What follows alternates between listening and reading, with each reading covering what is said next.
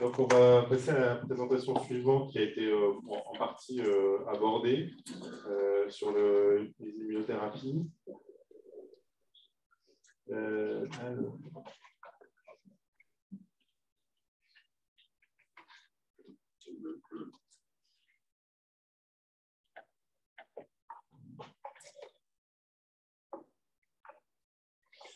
Donc, immunothérapie. Et alors, je ne vais pas forcément vous parler des nouvelles stratégies d'immunothérapie. Alors, dans les pays, il y en a un peu moins parce que les nouvelles ont pris beaucoup de place et c'est très, très difficile de venir développer de nouvelles tactiques dans la LALB. Il y en a quelques-unes dans la LALT, on pourra peut-être en parler en questions-réponses par la suite. Et donc, l'idée, c'était plutôt de se concentrer sur les quatre drogues, quatre stratégies qui ont été approuvées ces dernières années. Donc, en gros, c'est moins de 10 ans dans la LAL de la l'INIB. Ça faisait beaucoup d'années qu'il ne s'était absolument rien passé. Ils ont permis de faire un bond en avant. Alors, certes, en situation de rechute, mais finalement, il est probable que pour certaines stratégies, le bénéfice soit plus important finalement en première ligne.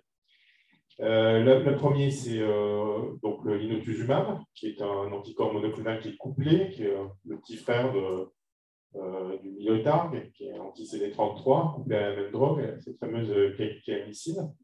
Donc l'inotuzumab, lui, cible le CD22, on va y revenir.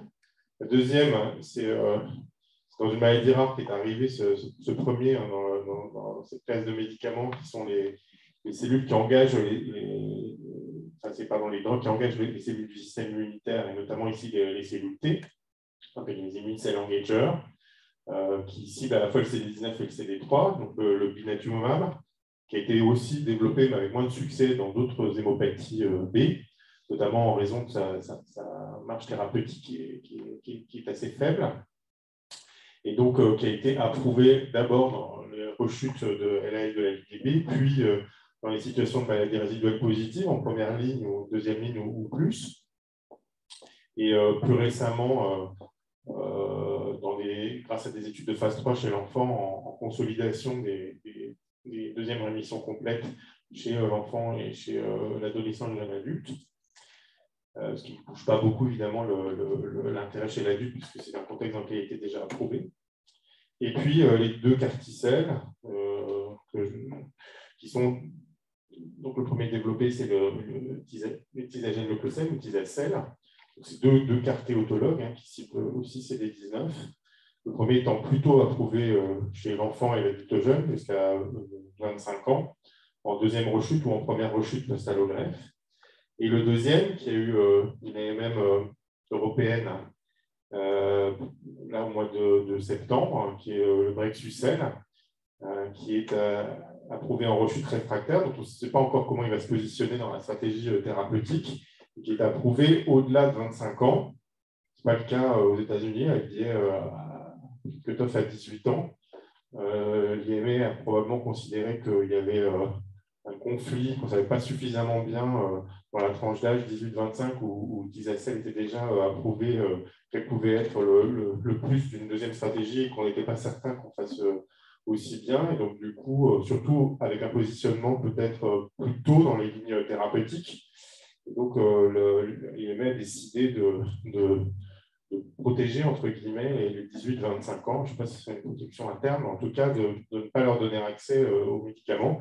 Et vous savez qu'autant on a une prescription en France qui est assez libre, vous pouvez utiliser pas mal de médicaments dans les non-indications, enfin, en dehors de leur AMM, autant pour les carticelles, étant donné les modes de production, c'est beaucoup plus compliqué. Donc, on est vraiment restreint par l'AMM. Alors, avant de parler de ces quatre médicaments qui ont une AMM, je vais redire deux mots des monoclonaux anti-CD20, qu'Hervé a déjà cité. Le CD20, ce n'est pas un antigène qui est un bon antigène des LAL de la LDB, parce que c'est uniquement 30% des patients qui sont positifs. Il faut quand même savoir que l'expression du CD20 est induite par la corticothérapie. Et donc, quand vous avez des patients qui sont CD20 faibles au diagnostic, après la phase de corticoïdes, ils peuvent monter leur niveau d'expression du CD20, ce qui peut rendre l'utilisation des anticorps anti-CD20 intéressantes. Et donc, le cut-off qui est pris dans certains essais, ou des essais maintenant, des stratégies thérapeutiques, et des groupes qui choisissent de mettre le rituximab à des seuils beaucoup plus faibles que celui, par exemple, qui a été utilisé dans l'essai, qui est classiquement aussi de 20%, pour dire que le blast, c'est des 20 positifs. Et donc, il y a eu près des études de phase 2 avec comparaison à des cohortes historiques, notamment aux États-Unis ou à Anderson. Il y a eu 2 essais de phase 3. L'essai du Graal, où on a mis du rituximab un peu tout le temps. C'est-à-dire qu'en fait, le patient était arrosé dès l'induction de rituximab, 16 à 18 injections, vous avez dit Hervé, jusqu'en phase de maintenance. La deuxième phase 3, c'est la phase 3 anglaise, le CAL 14, qui a donné du rituximab essentiellement en induction et pas par la suite. Et donc, l'étude française est positive, l'étude anglaise ne l'est pas. Donc, très probablement, et c'est ce que font maintenant les groupes, notamment parce que le prix de la drogue a diminué, maintenant on a des biosimilaires. Donc, il y a beaucoup de groupes dans le monde qui utilisent le rituximab systématiquement. Donc, dans les LLD, c'est des 20+, avec des seuils qui peuvent aller de 5% à 20%. On ne sait pas très bien comment ça fonctionne, le rituximab dans les LL de la lignée B. Il n'y a pas de mécanismes qui sont évoqués. On ne sait pas notamment si ça génère une toxicité directe qui ne passe pas par d'autres acteurs du système immunitaire. Et puis, il y a quand même un problème de remboursement. À chaque fois qu'on fait un essai, à chaque fois qu'on repart d'ailleurs avec un nouvel essai en France, on est toujours challengé par les agences en disant « mais là, vous utilisez un médicament qui n'est pas du tout approuvé dans la LL ». Donc, on le fait de façon assez souterraine. Si vous regardez le protocole Graal 2014, par exemple, si vous l'avez dans vos services, c'est mis un peu dans les interstices, en fait, on peut utiliser le rituximab chez les CD20+. On n'a même pas le droit de le dire officiellement. Donc, ce n'est pas vraiment incorporé dans le schéma du protocole. Il y a des nouveaux anti-CD20, vous savez, qui ont été développés, et il semble qu'ils donnent le même type de bénéfice que le rituximab. Il n'y a pas eu d'études comparatives. L'inotuzumab, on l'a dit, un anti-CD22 monoclonal, couplé à la caliciamycine, comme le Mylotarg, il vient se fixer un antigène, quand il est titillé par l'anticorps, va entraîner une endocytose, et donc il va y avoir un relargage de la drogue en intracellulaire du fait de la modification du pH, d'un linker qui est sensible au pH, donc il n'y a pas de relargage à l'extérieur, il y a un relargage à l'intérieur de la cellule, et la drogue, la caliciamycine, va créer donc des lésions double brin de l'ADN en modalité de toxicité. Donc, elle a été approuvée en situation de rechute réfractaire après une étude, sur une étude pivot, dans laquelle pas mal de groupes français ont participé il y a quelques années, qui est l'étude Innovate, qui avait randomisé la chimiothérapie standard en situation de rechute réfractaire, et autant dire qu'il n'y en a pas. Enfin, il y a autant, je pense, de chimiothérapie que de patients qui rechutent avant qu'on ait les chimiothérapies. C'était quand même contraint dans le protocole, mais avec des schémas qui étaient plus ou moins utilisés en France historiquement. En termes de taux de réponse, vous voyez, comment dirais-je, la différence était assez impressionnante, 80% de la mission complète versus 29% après chimiothérapie standard. Les taux de réponse MRD aussi étaient différents de façon impressionnante, peut-être 80% de la MRD négative au seuil de 10-4 versus 28% après le bras chimiothérapie. Par contre, vous voyez la courbe en bas à droite, en termes de survie, et c'est un peu, malheureusement jusqu'au CAR-T, c'est un peu ce qu'on a continué à observer. Donc, le bénéfice au moment de la rechute est très très faible. Et même on a, dans ce cas-là du protocole Innovate, des formes de courbes de survie qui sont très très particulières, puisqu'en gros jusqu'à 15 mois, vous n'avez rien qui se passe.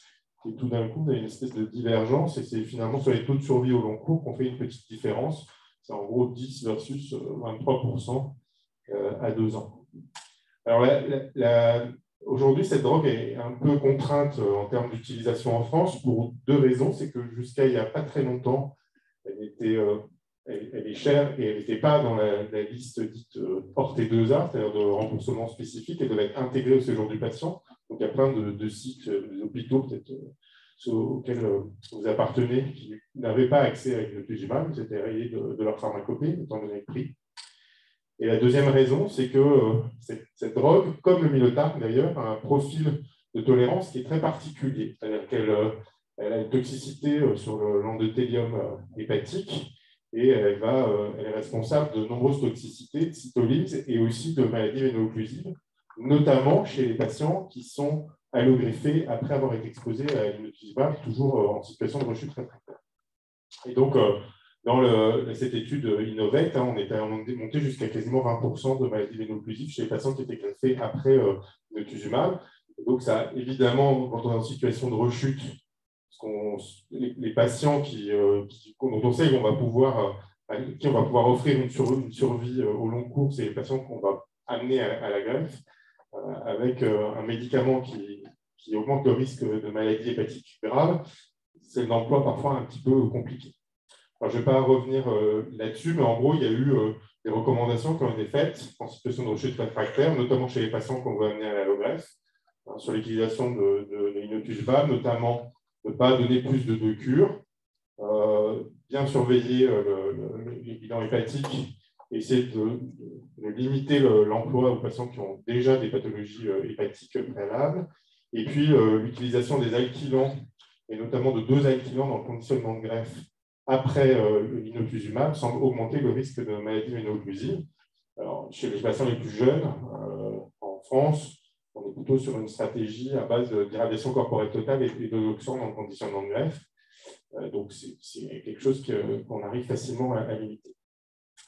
Alors, du fait de ce profil très, très particulier de toxicité, l'inotuzumab a un peu plus de mal à passer en première ligne. Ça, c'est une espèce de résumé, tableau résumé des essais qui sont soit en cours, soit qui vont débuter avec l'utilisation de l'inotuzumab. Comme ce n'est pas vraiment une immunothérapie, c'est une chimiothérapie, ça a tendance à remplacer les chimiothérapies dans les schémas dans lesquels l'inotuzumab est inclus. Et notamment, il y a une drogue que ça a tendance à faire disparaître, ou une famille de drogues sont les anthracyclines. Le deuxième point, c'est que l'inotuzumab et son interaction avec la greffe en termes de toxicité fait plutôt développer l'inotuzumab en première ligne chez les patients dont on sait qu'ils n'ont pas d'indication de greffe. Et donc, de ce fait, les patients qui sont plutôt en bonne réponse MRD vont être inclus dans des schémas qui vont randomiser ou pas l'inotuzumab. Et donc, il y a plusieurs phases 3 qui sont en cours. J'en ai cité quelques-unes ici. Vous en avez une ce matin, c'est le protocole Together qui va jusqu'à 40 ans, dans lequel l'inotuzumab va être randomisé chez des patients qui sont à risque intermédiaire, qui n'ont pas d'indication par définition de greffe. Il y a d'autres protocoles, notamment nord-américains, pédiatriques et AJA, qui randomisent actuellement l'inotuzumab en consolidation chez les patients qui n'ont pas d'indication de greffe. Alors, on a beaucoup dit ce matin que les développements chez l'adulte étaient venus des chimiothérapies ou des attitudes pédiatriques. En fait, avec l'inotuzumab, c'est un peu le contraire qui est en train de se passer. C'est-à-dire qu'on a développé l'inotuzumab en première ligne, essentiellement chez les sujets âgés, c'est ce qui vient d'être dit par Hervé, donc je ne vais pas y revenir, mais la première étude qui a bien montré ça, c'est cette fameuse étude du MD Anderson, où ce mini HCVD a été combiné à l'inotuzumab pour essayer d'améliorer le résultat des sujets âgés. Je n'ai pas de courbe de référence, mais il faut savoir que le sujet âgé sans chromosome Philadelphie, c'est avec de la chimiothérapie, vous arrivez très très difficilement à passer au-dessus de 20-25% de survie au long cours. Et ceci, essentiellement parce que ce sont des maladies qui sont résistantes à l'induction, parce qu'elles rechutent beaucoup, et puis parce que les patients ne tolèrent pas bien les schémas de chimiothérapie, qu'on est obligé de désescalader pour ne pas avoir de toxicité, donc il y a beaucoup de décès toxiques. Et donc, avec ce type d'attitude, vous voyez, médiane d'âge 68 ans, âgé 64 à 72, c'est plutôt interquartile. On a des taux de réponse ici qui sont impressionnants, 98%, quasiment 80% de maladies résiduelles indétectables par flux. Et des patients, on l'a dit, qui ont une survie qui se stabilise autour de 50%, ce qui n'avait jamais été vu chez le sujet âgé jusqu'à présent. Quand même 33% de toxicité hépatique de grade 3 et plus. et 4% de maladies véno-occlusives, enfin 4 pardon, maladies véno-occlusives, dont une après allogreffe. Et donc, c'est des schémas qui ont été considérés comme des schémas assez révolutionnaires et qui ont été confirmés par cette étude européenne qui a été coordonnée par Patrice Jevalier à Nantes et Philippe Couchelot, qui s'est intéressé à ce même type de schéma, une chimiothérapie allégée, beaucoup plus en tout cas que les schémas qu'on utilisait préalablement, vous connaissez peut-être, qui sont des schémas qui sont EWAL, backbone, par exemple. Donc, il y a de la chimiothérapie relativement intensive, des patients qui restent d'ailleurs pas mal en hospitalisation lors des 2 premiers cycles. Chez des patients ici de plus de 55 ans, où on combine la vincristine, la dexaméthasone et l'inotuzumab pour un premier cycle, et puis de l'endoxan, la dexaméthasone et l'inotuzumab pour le 2e cycle. Et donc, les résultats, ils vous ont été montrés encore, ça va arriver tout à l'heure. Chez les premiers patients qui ont été communiqués à l'ASH l'année dernière, et l'update va être donné à l'ASH cette année sur les 130 patients, des taux de rémission complète qui sont encore une fois très satisfaisants, en fait 90%, et tout à fait inattendu dans cette population-là, avec une grande majorité des patients MRD négatifs. On n'est pas vraiment sur la même technique de MRD que pour le MD Anderson. Et puis des taux de survie de RFS qui sont très prometteurs. Dans cette première analyse, les données n'étaient pas complètement matures, mais en gros, on va arriver sur survie aux alentours de 50%, qui n'est pas très loin finalement de ce qu'on a chez les plus jeunes, avec, vous avez compris, des schémas thérapeutiques qui n'ont absolument rien à voir. Toxicité toujours présente, mais acceptable, moins de 10% en grade 3+, pour le foie, et 3 maladies véno-occlusives, une après allogreffe dans cette première comment dirais-je, analyse. Donc, problème, c'est que c'est une drogue qui aujourd'hui n'a pas d'AMM en première ligne, ni chez le sujet jeune, ni chez le sujet âgé. Mais on ne voit pas très bien comment on pourrait vraiment s'en passer si on veut proposer ce qu'il y a de meilleur au sujet de plus de 50, 55, 60 ans aujourd'hui atteints de LAL, de la lignée B, sans chromosome Philadelphie. Le blinatumomab, c'est donc un double anticorps, c'est 2 fragments FAB qui sont accolés sous forme d'une chaîne unique. L'un cible le CD3, l'autre cible le CD19, et donc ça permet de rediriger la cytotoxicité T, pas uniquement, c'est-à-dire qu'en fait, ce qu'on voit, c'est la cytotoxicité des CD8, mais en fait, derrière, il y a très probablement un orage. Il n'y a pas de raison de ne pas aussi recruter les CD4, un orage cytokinique qui permet de booster probablement la réponse et qui permet surtout d'amplifier aussi le compartiment T, ce qui fait que même parfois, si vous êtes dans des situations de masse tumorale, même si ce n'est pas l'idéal en termes d'utilisation du médicament, on sait qu'on a une amplification des T dans les premiers jours qui suivent l'administration du blinatumomab. Ça permet d'avoir un rapport effecteur-cible qui est favorable. Et donc, alors le développement de ce médicament est assez étonnant. Il vient d'une petite société allemande qui l'a développé et qui a eu l'idée, dans un premier temps, de se dire c'est de l'immunothérapie. L'immunothérapie, ça marche bien quand on a un rapport effecteur-cible favorable, donc plutôt en situation de maladie contrôlée, mais pas complètement. Donc, on s'est dit, on va aller plutôt sur un développement en maladie résiduelle positive dans la LAL. Puis, hop, racheté par Amgen, on va faire un enregistrement. Les agences disent non, on ne va rien savoir, c'est parce que c'est que la LAL en maladie résiduelle positive, et donc il faut que vous alliez vers un développement en rechute réfractaire. Et donc l'étude d'enregistrement, bien que les premières études aient été lancées en situation de maladie résiduelle positive, elles sont allées en rechute réfractaire, où on savait que ça n'allait pas être formidable du fait de masse tumorale assez importante chez les patients leucémiques. Et donc, on a eu un petit peu peur d'ailleurs que cette molécule, qui va prendre, je pense, de plus en plus de place dans les années qui viennent en première ligne dans la LALB, tombe du fait de cette phase 3. Et ce n'est pas passé très loin, même si les différences sont assez significatives. Il y a eu, après blinatumomab, 44% de taux de rémission complète versus 25%, c'est assez proche de ce qu'on avait dans l'étude Innovate tout à l'heure. Et puis, de nouveau, les réponses MRD étaient près de 80% après blinatumomab versus 48% après chimiothérapie, avec une survie médiane qui est certes allongée, de 6,9 versus 3,9 mois, 3,9 mois, c'était dans les vaccins en première rechute de LAL chez l'adulte. La médiane de survie, c'est entre 5 et 6 mois. C'est à l'heure de la chimiothérapie. Donc, on est exactement là-dessus, sachant que c'est des patients en rechute réfractaire, donc ils peuvent être soit réfractaires d'emblée, soit surtout à des phases plus avancées de la maladie. Donc, la différence était significative, mais vous voyez qu'au long cours, les courbes chutent assez rapidement et qu'on n'a absolument aucune différence en taux de survie au long cours. Là, la toxicité de ce blinatumomab, on le savait depuis les premières études qui avaient été faites fin des années 90, début des années 2000. Ce n'est pas un médicament qui est tout jeune, hein, où on avait essayé de l'injecter par voie intraveineuse en bolus. Vous savez que les patients faisaient convulser. En fait. En gros, ils faisaient des encéphalopathies, convulsaient derrière. Et le médicament a failli d'ailleurs tomber dans la poubelle à ce moment-là. Et c'est parce qu'on a réfléchi au mode de développement et notamment au développement intraveineux continu à toute petite dose que le médicament a été remis en scène.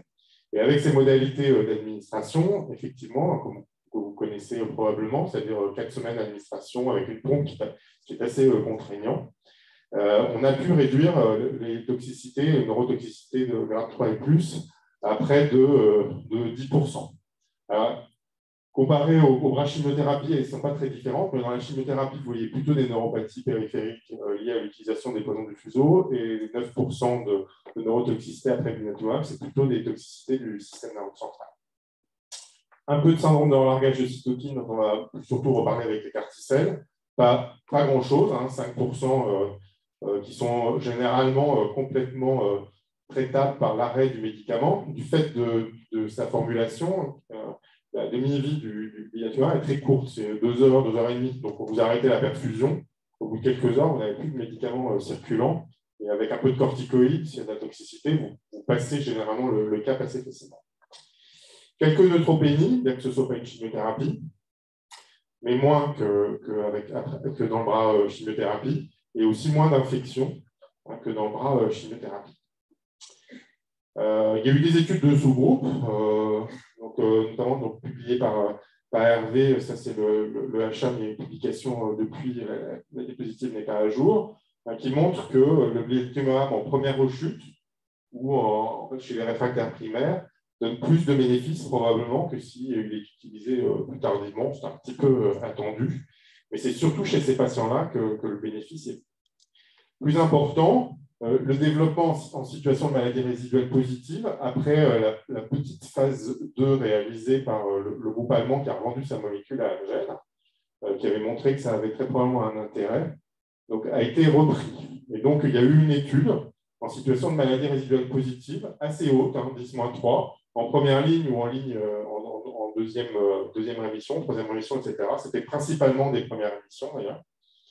Et chez les patients dont on sait, à 10-3, il fallait aussi avoir reçu 2 cures de consolidation. Alors, quand on a reçu l'induction, 2 cures de consolidation, quand on a un MRD supérieur à 10-3, on n'est pas bien du tout. Hein. C'est-à-dire qu'on va vers les 10-20% de survie, même chez l'adulte jeune, hein, a montré que le blinatumomab était capable de convertir en maladie résiduelle négative 80% des patients après une cure, et que ceux qui ne répondaient pas, sur la courbe rouge, allaient beaucoup moins bien. Et on est sur une survie, maintenant, l'étude a été republiée plusieurs fois, d'environ 50% à 5 ans, hein, ce qui est bien au-dessus, encore une fois, ce qui est attendu, ce n'est pas une phase 3.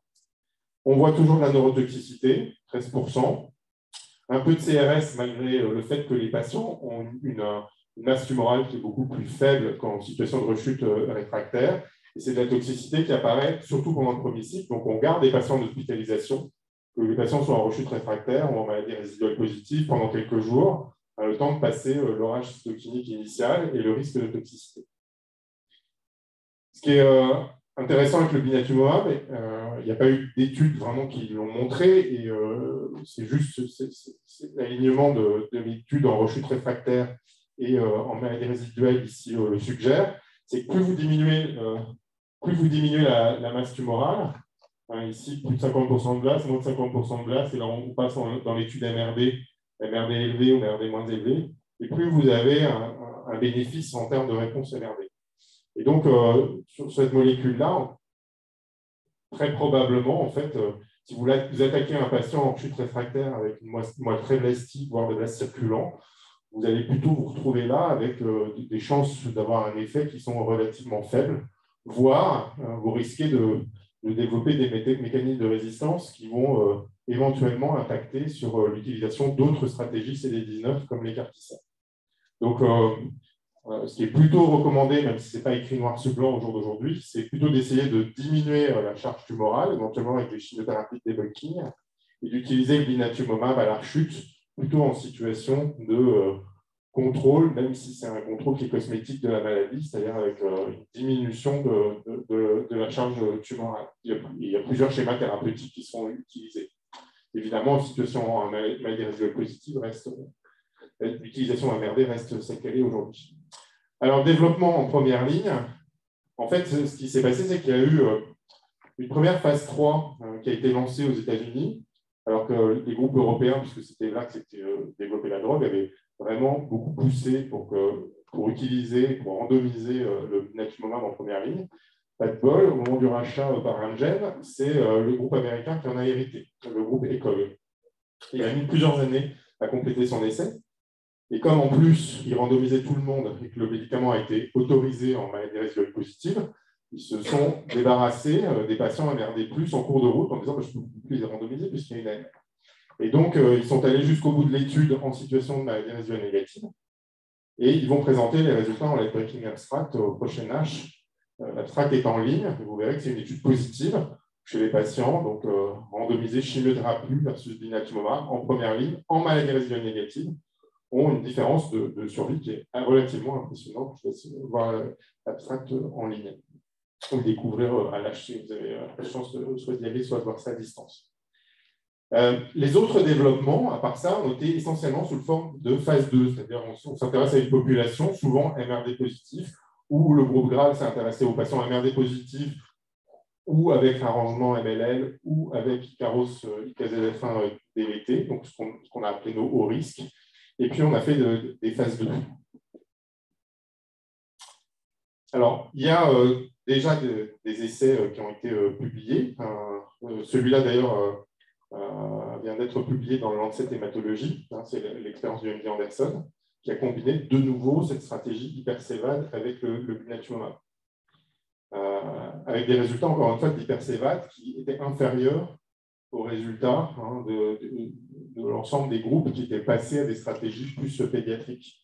Et vous voyez que les résultats, donc, qui sont updatés dans l'article de Lancet Hématologie, sont relativement impressionnants chez des patients âgés de 17 à 60 ans. Alors, il n'y en a pas beaucoup.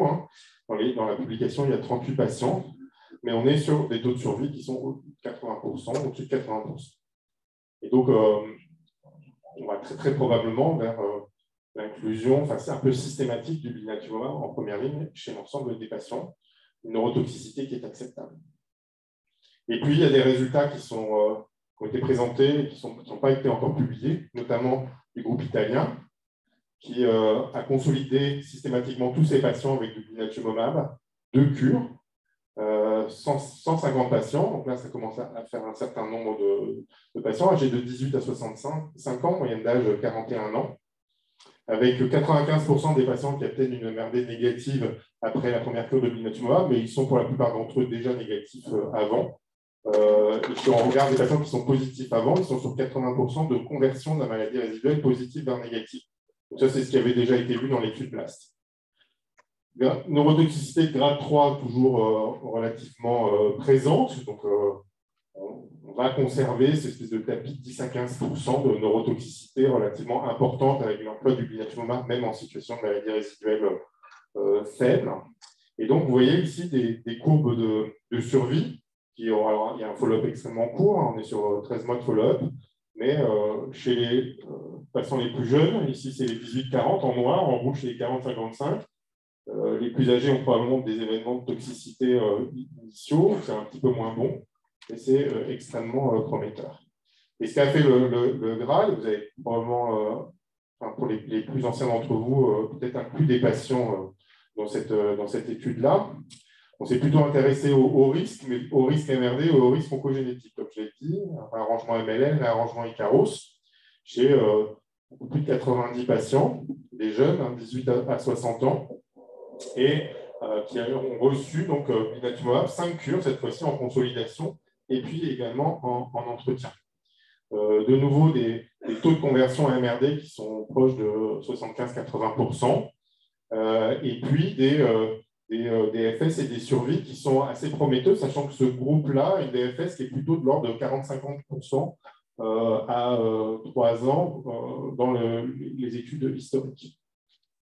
Neurotoxicité, dans notre expérience, peut-être sous-déclarée, mais de l'ordre de 7%. Alors, ce qui est intéressant, c'est qu'on n'a pas les seuls facteurs pronostiques qui prédisent la réponse au blinatumomab, c'est la MRD près du blinatumomab. C'est un peu comme la greffe. C'est plus on arrive en MRD contrôlé au moment du blinatumomab, et plus on va répondre au blinatumomab. C'est un peu simple de dire comme ça. Ceux qui résistent le plus au blinatumomab, ce sont les maladies résiduelles les plus élevées. Est-ce que c'est une histoire de résistance intrinsèque de la maladie? Est-ce que c'est une fois de plus une histoire de masse tumorale et d'efficacité liée à la masse tumorale? C'est difficile de le savoir. On va présenter à l'ASH une analyse réactualisée. On va comparer les patients qui ont pu être inclus dans cette étude aux mêmes patients qui avaient les mêmes critères, mais qui n'ont pas été inclus du fait que les scènes n'étaient pas ouvertes. Et puis très rapidement, le blinatumomab en première ligne est venu s'intégrer aussi, vous le savez, dans les stratégies de LAL à chromosome Philadelphie, où il y avait eu déjà beaucoup de désescalade de la chimiothérapie, et où, en combinaison aux corticoïdes et aux inhibiteurs de tyrosine kinase, les résultats semblent extrêmement prometteurs. Les premiers à avoir publié sur ce sujet-là, c'est le groupe italien, le JMEMA, qui a publié dans son étude d'ELAIBA pour des dasatinib, donc avec blinatumomab, il y a maintenant 2 ans. Alors, même si les courbes de survie sont en train de se tasser dans les réactualisations, ça reste quand même des évolutions de LAL chromosome Philadelphie assez exceptionnelles. C'est-à-dire qu'en fait, on est passé de la maladie, la LAL pratiquement la plus grave chez l'adulte il y a une vingtaine d'années, à celle qui pourrait avoir le meilleur pronostic, un petit peu la même histoire que le premier lot 20 ans encore avant, avec l'arrivée des drogues différenciantes. Et si on passe cette fois-ci à un inhibiteur de tyrosine kinase 3e génération, ponatinib, avec le blinatumomab, on pourrait avoir des résultats encore meilleurs. Et donc, le MD Anderson fait circuler des courbes qui ne sont plus des courbes, qui sont des droites, chez les populations de première ligne, où il n'y a quasiment plus d'événements, avec des follow-up un peu courts, et il va falloir encore attendre que ça mature, mais bon, on est quand même là sur quasiment entre 18 mois et 2 ans de follow-up. Et vous voyez qu'on pourrait avoir tordu le cou à la chromosome Philadelphie avec les inhibiteurs de tyrosine kinase et l'immunothérapie d'ici quelques années. Alors, la place du blinatumomab en première ligne n'est pas complètement réglée, d'autant que le laboratoire développe des formes sous-cutanées, parce que c'est casse-pied de reprendre 2 fois par semaine le patient à l'hôpital pour recharger les pompes. Et donc, ils ont développé une forme sous-cutanée qui est en train d'être évaluée dans une phase 1-2. Les résultats semblent au moins similaires, voire peut-être meilleurs que la forme IV. Et donc, il va falloir refaire du travail, très probablement, dans les années qui viennent, avec cette forme sous-cutanée. Donc, il y a un essai qui débute chez le sujet âgé, où la chimiothérapie va être comparée au blinatumomab sous forme IV et puis sous forme sous-cutanée en cours de route, pour essayer d'obtenir une autorisation de commercialisation pour tous les patients en première ligne. Pour l'adulte le plus jeune, il faudra peut-être attendre, il faudra voir ce que font les agences de l'étude de phase 3 américaine. Alors, les carticelles, je vous ai dit, il y en a 2. Il y a le tisacel qui a été enregistré, donc qui est un carté autologue, c'est des 19, qui co-stimule avec 4-1-BB et qui a été testé. Ça n'a pas de phase d'enregistrement, que des phases 2 dans les carticelles, parce que les patients étaient à des phases avancées de la maladie pour le tisacel, pour bruxacel, qui est l'autre, on ne sait pas très bien pourquoi, mais en tout cas, ils se sont dit, allez, on va se risquer à faire qu'une phase 2 avec pas beaucoup de patients. C'est passé quand même. Alors que derrière, on vient de citer inotuzumab et blinatumomab qui sont passés par des phases 3 en rechute réfractaire pour enregistrer. Bon. Alors, Eliana, c'est donc des enfants, des adolescents et des jeunes adultes qui étaient jusqu'à 21 ans à l'âge du diagnostic de la LAL, donc ils pouvaient avoir rechuté plusieurs fois, avoir même plus de 25 ans parfois dans l'étude. Et les résultats, c'est en gros 80% de rémission complète et des taux de survie qui sont au-dessus de 50% et qui restent au-dessus de 50% dans les études, enfin dans les analyses réactualisées. Il faut savoir que cette population-là, 18-25, dans nos études adultes historiques, deuxième rechute, première rechute post-allogreffe, c'est moins de 10% de survivants à 2 ans. Donc, ça justifie, en fait, dans ce contexte-là, très probablement le fait qu'il n'y ait eu qu'une seule phase 2, même si on aurait de nouveau aimé avoir un bras de comparateur. Donc, l'étude ZUMA-3 a abouti à l'enregistrement de Bruxacel, donc ces captagènes, chez les plus de 18 ans aux États-Unis, chez les plus de 25 ans en Europe. C'est un cas qui co-stimule avec CD28 qui se comporte, je n'ai pas le temps d'y revenir, un peu différemment que le Tisacel. Et les résultats en rechute réfractaire, c'est quand même bien au-dessus. J'ai critiqué le fait que ce soit une phase 2, mais c'est quand même bien au-dessus de ce qu'ont donné toutes les études de phase 3 préalables, même dans les bras investigationnels, inotuzumab et obinutuzumab, puisqu'on est à 18 mois, et même les réactualisations font passer les survies médianes probablement au-dessus de 20 mois. Le problème, c'est que on est toujours, on n'est pas en intention de traitement, on est chez les patients qui ont été réinjectés dans les carticelles, et donc il faut plutôt se fier à des analyses, elles ne sont pas fréquentes, de patients aphérésés plutôt que de patients réinjectés. Et là, le taux de réinjection, il est de l'ordre de 75%. Donc, on perd 25% de patients qui vont progresser ou qui vont avoir un échec de production et qui ne vont pas pouvoir être réinjectés. C'est le cas aussi à gauche.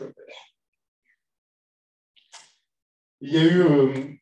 alors, évidemment, on se retrouve avec des études de phase 2 avec 50 patients ou 70 patients pour Eliana, 50 patients, 54 patients pour ZUMA-3.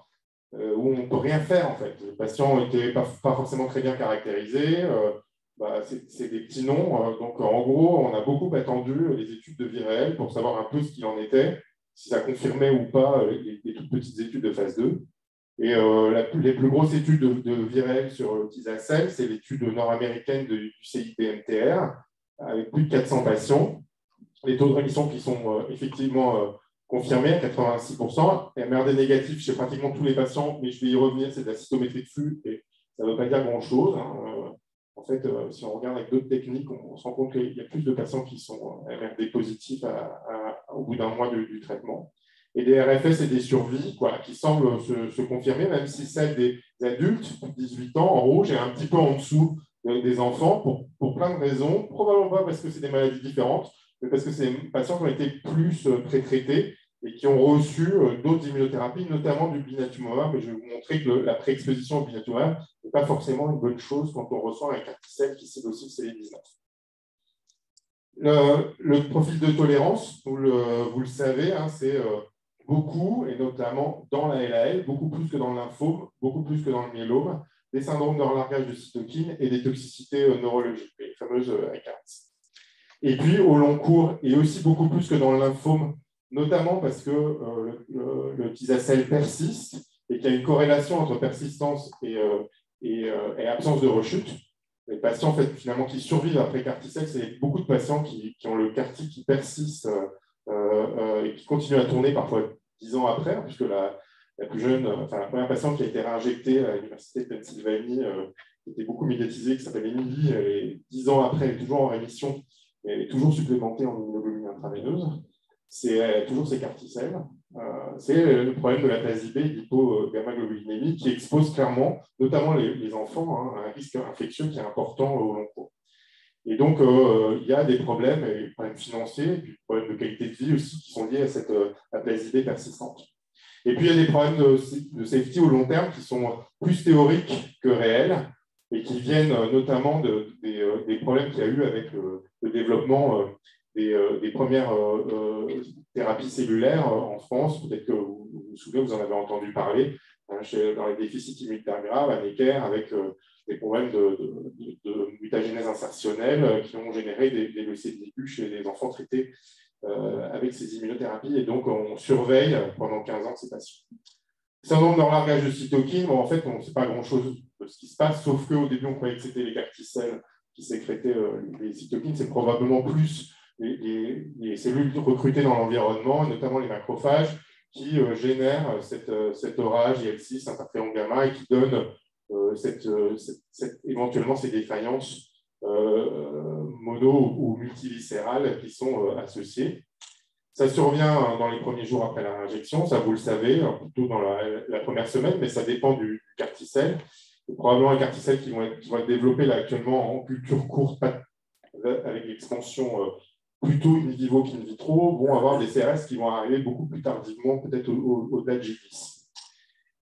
On sait que dans la LAL, que ça corrèle tout à fait avec la masse tumorale. Plus vous avez de blast au moment où vous injectez, ce qui est un peu logique, plus vous avez un risque de faire des CRS. C'est le pourcentage de blast ici. Et si vous avez plus de 20% de blast, vous risquez d'avoir un pic d'IL-6 et d'interféron qui est plus élevé. Ces deux cytokines ici sont corrélées. Et puis, vous avez aussi, si vous faites un pic de cytokines élevé, plus de risque de passer en réanimation. Vous savez que le tocilizumab et les corticoïdes sont utilisés avec, je ne veux pas forcément y revenir, avec un grading maintenant qui est à peu près consensuel, qui a été publié maintenant il y a quelques années par le groupe de transplantation nord-américain et qui considère la fièvre qui est absolument non spécifique. Donc maintenant, en fait, en gros, tous les cas qui ont au moins un grade 1 de CRS, ce qui pose problème parfois dans les analyses, mais en fait, n'a aucun impact sur la prise en charge, quoiqu'il y a certains centres qui dégainent relativement tôt les traitements anti-CRS, notamment les anticorps monoclonaux, mais qui est surtout basé sur l'hypotension et la façon dont elle est gérée et l'hypoxie, qui permet de déclencher ou pas l'utilisation des corticoïdes et des anti-IL-6.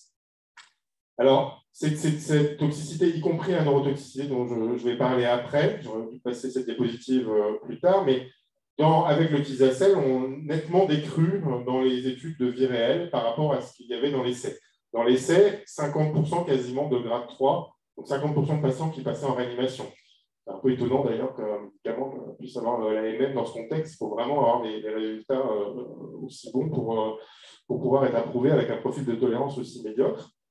Alors, généralement, ils s'en sortaient assez bien et ils sortaient de réanimation. Il n'y a pas eu de décès, contrairement à d'autres essais avec Carticel, notamment chez les patients plus âgés. Et puis, 12%, 10 à 15% de grade 3 en neurotoxicité.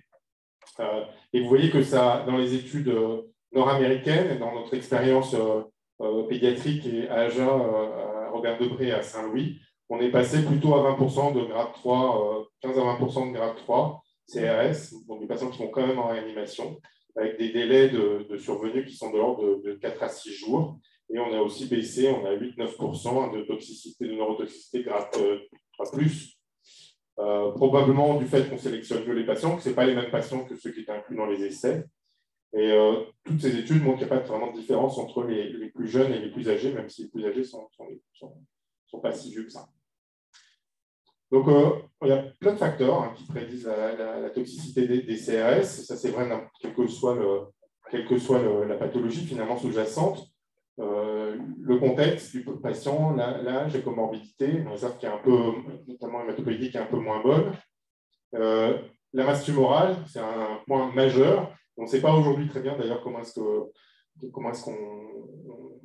qu'on doit intervenir sur la masse tumorale, mais ce qu'on essaie aujourd'hui, ce qu'on essaie de faire, c'est de la réduire au maximum. Et puis, des choses liées au CAR-T lui-même, c'est-à-dire CD28 et 4-1BB, c'est probablement pas la même chose en termes de risque de CRS et de neurotoxicité non plus. Et la dose semble aussi être importante, c'est-à-dire que si on augmente la dose, certes, on peut avoir une efficacité meilleure, mais on a aussi plus de risque de cytotoxicité.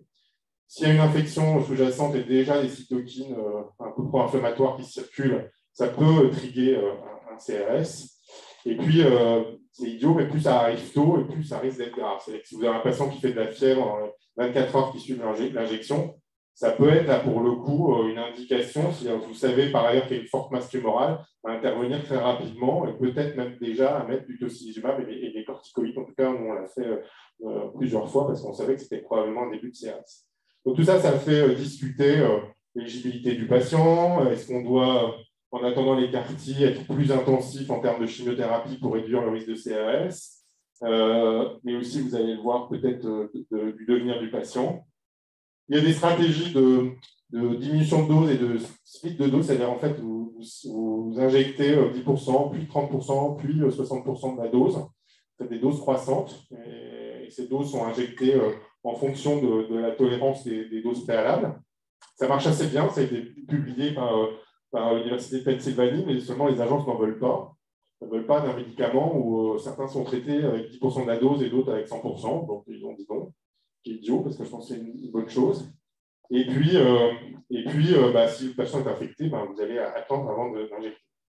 Et dans tous les cas, peut-être que dans certaines situations, vous voyez que le risque est important, vous pouvez anticiper l'utilisation des anti-IL6, du tocilizumab et corticoïdes. Encore une fois, un patient qui a une forte masse tumorale, qu'on n'a pas vraiment réussi à contrôler parce qu'il avait une maladie résistante aux chimiothérapies, qui fait de la fièvre à H24, ça nous est arrivé d'anticiper éventuellement le traitement d'un CRS, alors qu'en situation normale, on est plutôt à traiter des patients entre le grade 2 et grade 3 de CRS. Là, je reviens sur la neurotoxicité. Donc, on ne connaît pas non plus très bien les mécanismes. Il y a eu des tas d'hypothèses, notamment le fait qu'il pouvait y avoir des cellules CD19+, sous l'endothélium cérébral, qui pouvaient être la cible des anticorps. Mais en fait, on se rend compte qu'avec d'autres monoclonaux bispécifiques, d'autres CAR-T, on a aussi ce type de neurotoxicité. Pas tous, mais c'est aussi observé, donc ce n'est pas certain que ce soit ça. En tout cas, c'est clair que les cellules passent la barrière hémato-méningée. C'est clair qu'ils s'y activent derrière et que la barrière hémato-méningée est endommagée, qu'elle devient perméable et qu'on va avoir dans le liquide céphalo-rachidien plus de protéines, plus de cellules inflammatoires et que très probablement il y a de l'œdème localement, et même dans les formes les plus graves, quand on a fait rétrospectivement, quand on a fait des biopsies chez des patients qui sont décédés de toxicité neurologique grave, on a vu des lésions qui ressemblent à des micro-angiopathies thrombotiques, donc ça peut y avoir même une activation de la coagulation locale. D'ailleurs, dans les CRS graves, qui sont corrélés aux neurotoxicités, vous pouvez avoir une activation de la coagulation. Donc c'est ce que je disais, CRS et neurotoxicité sont corrélés. Et ils surviennent à peu près avec la même cinétique, parfois même, et c'est vu avec les CAR-T CD28 dans la LAL, ça peut précéder même l'arrivée du syndrome de relargage de cytokine.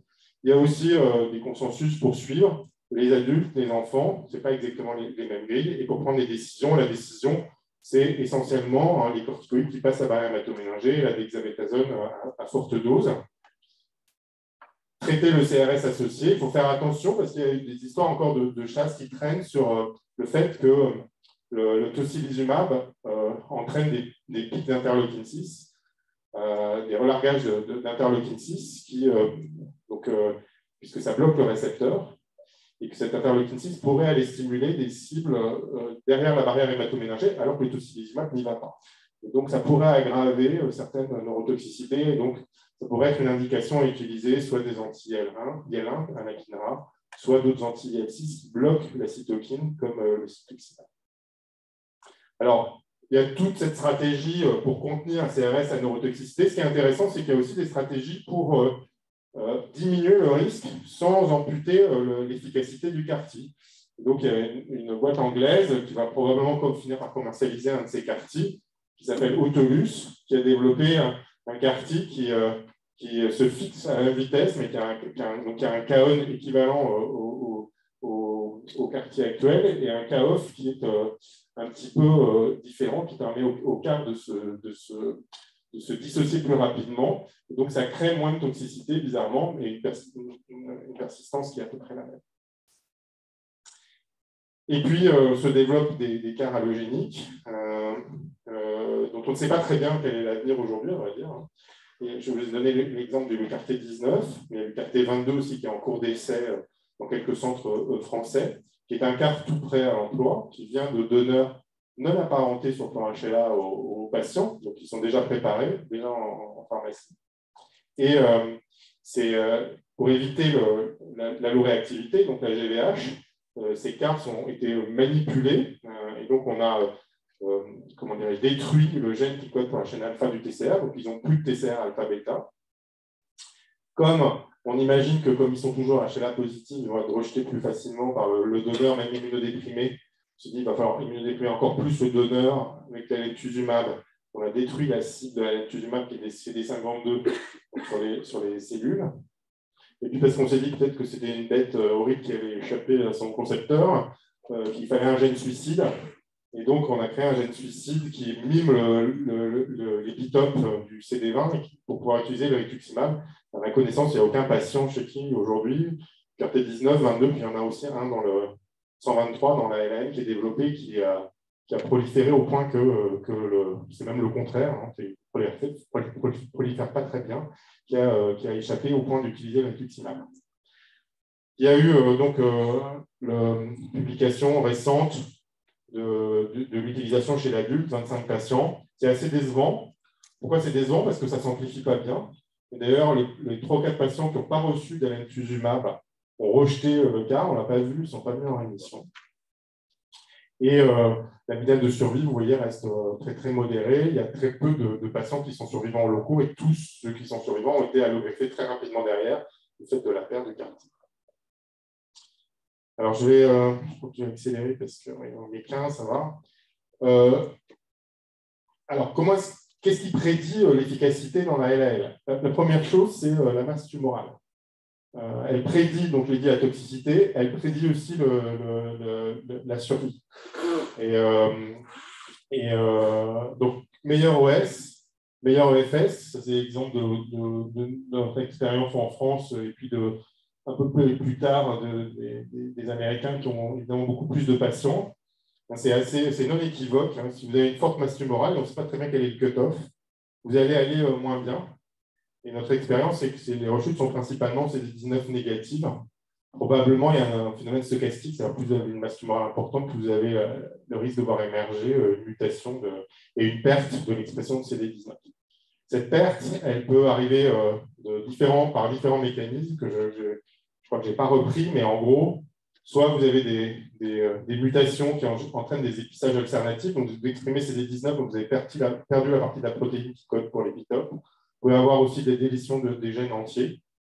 Et vous pouvez avoir des mutations d'autres gènes qui sont importants dans le trafficking de CD19 en intracellulaire.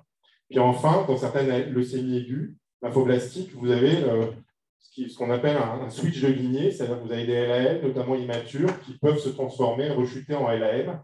On a un patient comme ça à Saint-Louis actuellement, hein, qui réémerge avec... en fait, on voit la rechute en IGTCR, en cytométrie de flux. En fait, ce qu'on voit apparaître, c'est une population myéloïde, donc qui rechute en LAM, tout en ayant gardé les arrangements IGTCR. Donc, une reconfiguration complète de l'expression des antigènes à la surface.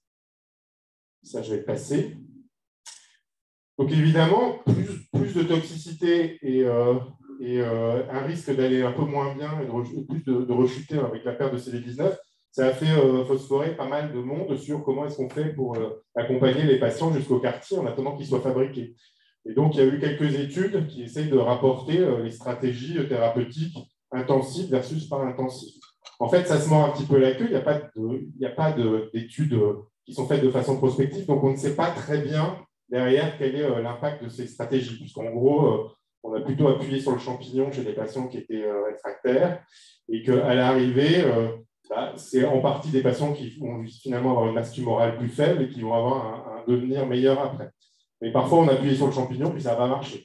Donc en fait, dans toutes ces études, ce qui reste pronostic, c'est la masse tumorale avant la lymphodéplétion et pas tellement la stratégie qui a été employée pour mener le patient jusqu'à la lymphodéplétion.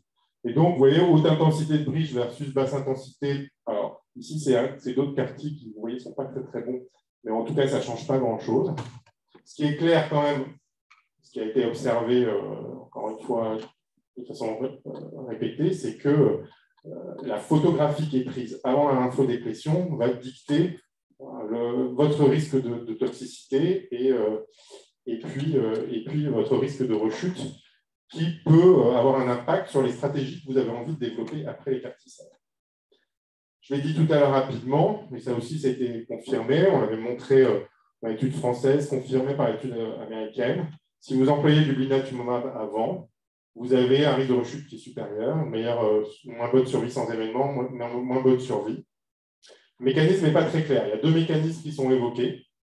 Le premier, c'est celui qu'on avait évoqué nous, parce qu'on voyait plus de rechutes CD19 négatifs, c'est que finalement, vous avez sélectionné des clones avant, vous revenez avec le même type de stratégie, donc vous faites réémerger sous pression de sélection un clone CD19 négatif.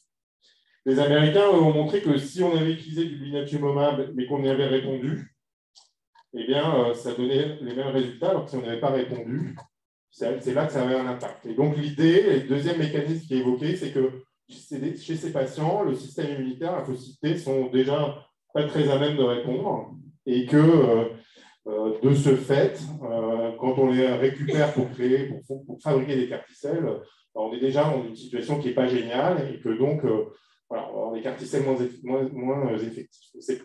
Encore une fois, c'est quelque chose qui n'est pas encore réglé. Et puis, le dernier point, c'est la maladie résiduelle. Alors, dans tous les essais que vous voyez, qui sont principalement nord-américains ou nord-américains européens, mais avec MRD centralisé aux États-Unis, où la cytométrie était en flux, donc avec une moins bonne sensibilité, quasiment tous les patients sont en réponse MRD. Si on utilise des techniques plus sensibles, la PCR donc en France, ou le NGS, dans des études rétrospectives qui ont été faites sur les études d'enregistrement, en fait, on voit qu'il y a un nombre de patients qui est non négligeable, qui sont PCR positifs à J28, et ceux-là vont aller mal. Et dans notre expérience, c'est des patients qui sont déjà en train de sélectionner un clone CD19 négatif et qui vont rechuter très très rapidement, c'est 80% quasiment de risque de rechute, qui vont rechuter avec un échappement et perte de l'antigène. Donc, si vous voulez intervenir tôt, c'est une mauvaise idée, par exemple, d'utiliser le blinatumomab parce qu'ils sont à fort risque d'avoir déjà perdu le CD19. Par contre, vous pouvez évidemment considérer, s'ils n'ont pas été allogreffés, de les amener à la greffe le plus rapidement possible avec d'autres stratégies. Dernier point dans la LAL, qui n'est pas du tout retrouvé dans le lymphome, mais qui est retrouvé dans le myélome, c'est la persistance. C'est-à-dire la façon dont le CAR va maintenir une immunosurveillance sur les cellules leucémiques. On a montré que la perte de persistance, qui est un événement temps dépendant, ici qu'on a étudié en Kaplan-Meier, est liée au risque de rechute CD19 pause, pas du tout au risque de CD19 négatif. Donc c'est vraiment une perte d'immunosurveillance. Perdue de CAR-T, la maladie rechute. Et ça a été de nouveau confirmé par des études de reprise d'Eliana et une étude de phase 2 qui s'appelle Ensign, qui est sur le même produit qu'Isacel, qui montre que plus vous perdez tôt le CAR-T et plus vous avez un risque de rechute. Il n'y a pas vraiment de cut-off, en fait. C'est-à-dire qu'on a des patients, dans notre expérience, ils ont chuté. Il y a très peu de patients qui perdent leur CAR-T après 12 mois. On a des patients qui ont rechuté, qui ont perdu leur CAR-T à 18 mois, ils ont chuté à 20. Donc, en fait, quel que soit le moment où vous perdez vos CAR-T-cells, très peu après 12 mois, vous êtes à risque de rechuter, assez rapidement d'ailleurs, avec une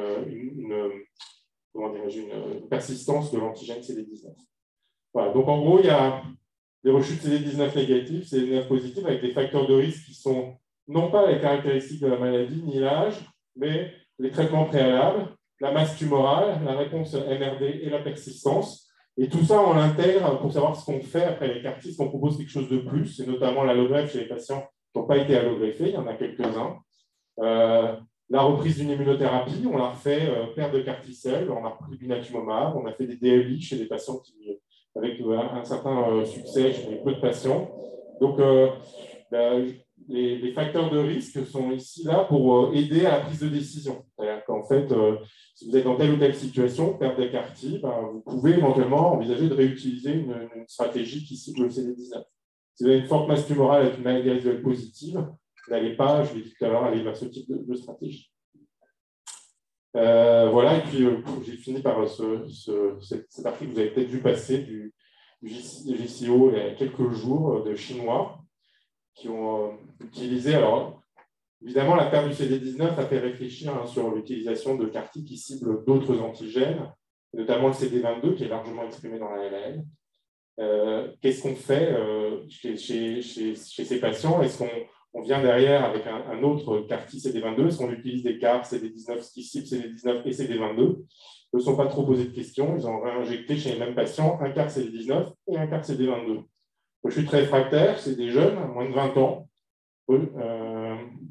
CRS, 88%, grade 3+, toujours voilà, 30%. Pas mal de toxicité neurologique aussi, 99% de taux de RC. 100% en flux de réponse MRD. Et vous voyez les taux de survie dans des rechutes réfractaires qui sont au-dessus de 80%. Donc, on imagine que ce type de stratégie est assez prometteuse. Et c'est beaucoup plus simple que tout ce qu'on essaye de développer avec des doubles quarts, des machins, des trucs et des constructions assez complexes. Voilà. Et puis, il y a cet essai dont on a parlé rapidement ce matin qui est finalement fermé, hein, qui est Cassiopée, qui est la première ligne chez l'enfant, l'adolescent et le jeune adulte en MRD positive. Plus de 5-10-4 en fin de consolidation et plus de 10-3 en fin d'induction. Lymphodéplétion rapide, CAR-T très rapidement. Donc, on se retrouve avec les plus hauts risques des LAL de l'enfant, de l'adolescent et du jeune adulte, traités avec des traitements de 2 mois, 2 mois et demi, alors que tous les autres qui ont du risque standard, on va avoir 3 ans de traitement. Résultat non connu. Voilà. En conclusion, je vais passer parce que on est déjà un petit peu en retard. Est-ce que vous avez des questions?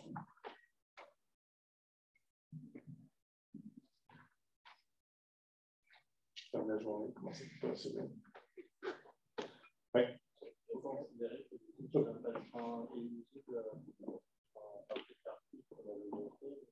Ben non, en fait, ce qui est le socle aujourd'hui sur lequel quasiment toutes les équipes s'accordent, c'est MRD positive à J28 et perte de carticelle avant 6 mois. Mais la discussion, l'indication pourrait s'étendre aux fortes masses tumorales, par exemple, parce que le risque a l'air quand même élevé de rechute. Voilà, pourrait s'étendre à ceux qui ont du blinatumomab avant, parce que le risque de rechute est aussi assez élevé. Donc, la SFGMTC a fait d'autres propositions, les TP53, mais je ne sais pas sur quoi est-ce que c'est basé. Les mutations de TP53, ce n'est pas très fréquent, mais ce n'est pas très bon pronostic, quelle que soit la stratégie que tu utilises. Donc oui, si tu considères que dans certaines situations, tu vas avoir un effet très, très transitoire du carticelle, ça peut avoir un intérêt d'allogreffer derrière. Quand tu regardes des études qui ont étudié l'effet de l'allogreffe après carticelle, il y a de tout. C'est-à-dire qu'il y en a qui montrent un bénéfice et d'autres qui n'en montrent pas. C'est très difficile de savoir. En tout cas, il y a beaucoup d'équipes, notamment chez les plus jeunes, chez l'enfant, parce que chez l'adulte, on ne considère pas l'allogreffe de façon identique, mais chez l'enfant, ça reste quand même une stratégie que le pédiatre essaye d'éviter à tout prix. C'est de se dire que voilà, si le CAR persiste et que la MRD reste indétectable, on laisse sa chance au carticelle. Mais on rentre dans d'autres types de complications, alors qu'ils sont moindres que l'allogreffe et la GVH, et voilà, avec les risques infectieux, etc., au long cours. Mais c'est des immunoglobulines bivalentes, régulières, un risque infectieux si l'observance n'est pas très bonne.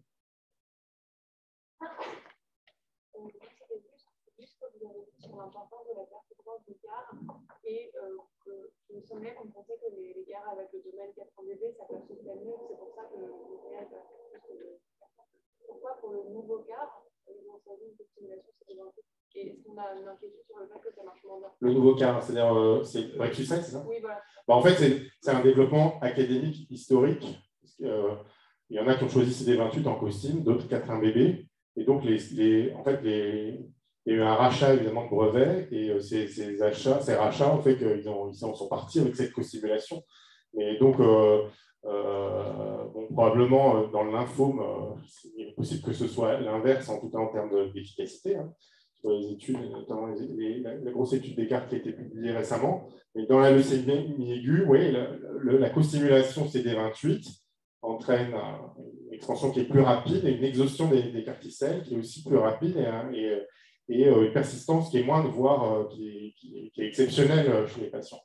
Donc, je pense c'est un peu trop tôt pour dire ce qui va se passer, mais les courbes de RFS ne semblent pas avoir de plateau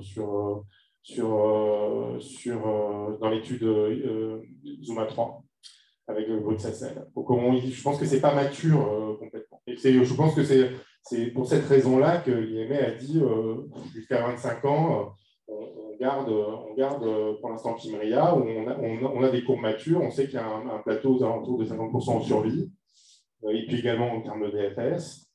Et puis on verra un peu ce qui se passe quand les données seront plus matures pour Zuma-3. Mais la communication du laboratoire actuellement, c'est de dire non, mais la persistance est importante pour 4 bébé, mais pour CD28, ça ne l'est pas du tout. Et je ne sais pas comment dire aujourd'hui, je pense que la survie médiane est impressionnante, hein, mais c'est une survie médiane impressionnante chez 75% des patients en rechute réfractaire. Alors, ils ont communiqué sur des analyses en intention de traitement où l'allongement de la survie médiane est pas mal aussi, au-delà de 15 mois, à mon souvenir. Donc, c'est bien au-dessus, c'est presque 2 fois plus que ce qui avait été observé dans les études de phase 3. Donc, il semble y avoir un bénéfice, mais est-ce que le bénéfice va être tronqué par le fait que la persistance est faible avec CD28? C'est trop tôt pour c'est un peu trop tôt pour le dire. Mais il y a une petite alerte, effectivement, pour aller vigilant là-dessus. Il y a le résultat chez les patients en rechute non médulaire, en rechute exclusivement neuroméningée. Alors, dans les rechutes neuroméningées, il y a pas mal de papiers qui montrent qu'effectivement, du fait du trafficking des carticelles dans le liquide céphalorachidien, il y a un contrôle des rechutes extramédulaires. Et d'ailleurs, c'est utilisé aussi dans ce contexte-là. Notre expérience n'est pas aussi extraordinaire que ça. En fait, et je pense que c'est aussi parce que c'est des patients qui vont moins persister, parce que la masse tumorale est moins importante. Et ils peuvent être en rechute méningée avec une maladie résiduelle parfois indétectable. Et pour nous, dans l'étude qu'on a publiée, une maladie résiduelle indétectable au moment de la réinjection du CAR-T, ce n'est pas bon. C'est moins d'expansion, moins de persistance et un risque de rechute CD19 positif plus important. Donc, est-ce qu'on est dans la même situation? Ça n'a pas été montré par les autres études, mais probablement parce qu'ils n'ont pas... pour voir cet excès de rechute, il faut s'intéresser qu'aux rechutes CD19 positives et pas se mélanger avec les rechutes CD19 négatives qui, elles, sont bien réduites par la diminution de la masse tumorale. Donc, si on veut voir vraiment cet effet qui intervient peut-être dans les masses tumorales les plus faibles, il faut vraiment se focaliser sur le risque de rechute CD19 positif, faire un peu d'analyse en risque compétitif pour pouvoir l'avoir. Mais oui, on a été dans plein de situations, on a eu soit rechute SNC+, soit sur des patients qui ont été bien contrôlés par l'inotuzumab, par exemple, avant le CAR-T, on a vu des CAR-T venir, il n'y a rien, on repart. Et aussi parce que l'inotuzumab, par exemple, est toxique, bien évidemment, pour la population des normales. Donc, en fait, elle prive le CAR-T de l'ensemble des cellules CD19+, qui peut y avoir au moment de la réinjection du CAR-T. Dans ce cas-là, vous n'avez pas plus envie de les allogreffer pour avoir le bénéfice de l'irradiation.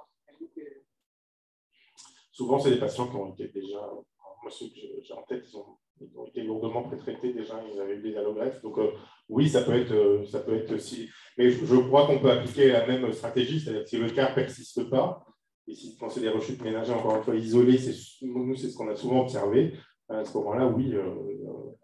Mais bon, quand ils sont les patients qu'on a eu jusqu'à présent, c'est souvent des patients qui ont déjà eu, comme ils avaient des rechutes ménagères, ils ont déjà eu des irradiations du système nerveux central, par exemple.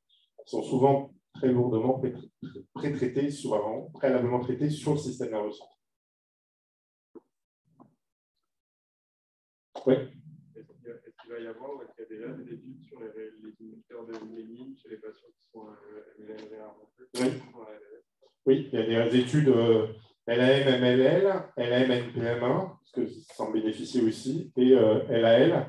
Pour l'instant, c'est des études, à ma connaissance, qui ne sont pas beaucoup de publications, peut-être une ou deux, qui sont regroupées. Donc, on ne sait pas, enfin, il faut lire entre les lignes pour savoir ce que ça donne dans les LAL. Mais oui, ça semble être une des molécules, comme l'a dit Hervé tout à l'heure, qui sera intéressante à suivre pour un sous-groupe de LAL qui reste un sous-groupe de pronostics, on va dire, défavorables, même si dans l'expérience du Graal, ce n'est pas si catastrophique que ça. C'est-à-dire qu'on est sur 50% de survie, ce qui n'est pas si loin que ça des autres patients qui sont certes au-dessus, mais on arrive à se débrouiller un peu mieux avec nos stratégies thérapeutiques. Et la diminution d'indication d'agrafes, c'est-à-dire quand on a arrêté d'allogreffer les MRD positifs, ça n'a pas eu un impact, comme il a montré, majeur sur le devenir de ces patients.